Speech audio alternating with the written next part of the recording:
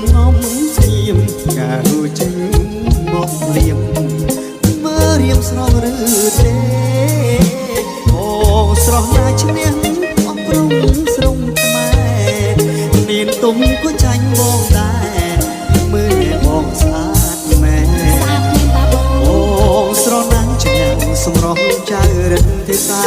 ស្អាតមែនតែឈ្នះទាំងព្រះរៀមប្រយ័ត្នជប់ឈាមស្ដាយមកគេសេង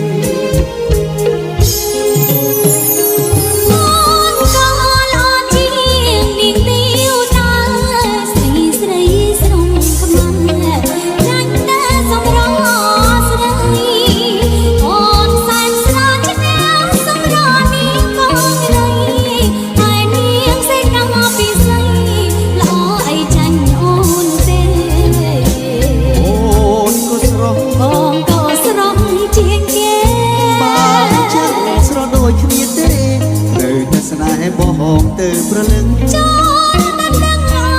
ត់ទៅមានប៉ុននៅបងមានប៉ុននៅអត់អីមានប្រពន្ធនៅ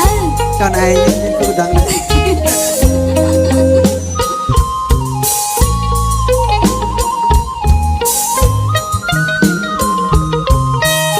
តែបើថាអត់តមានប្រពន្ធទេចូលទៅដឹងបង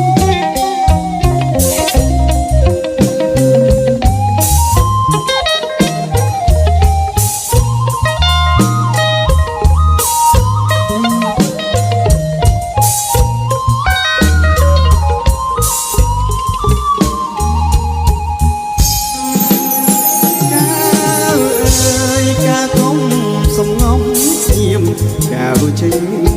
មកស្លៀមមើលរៀមស្រងឬទេបងស្រស់ណាស់ឈ្នះអស់ព្រំស្រុកខ្មែរមានទុំ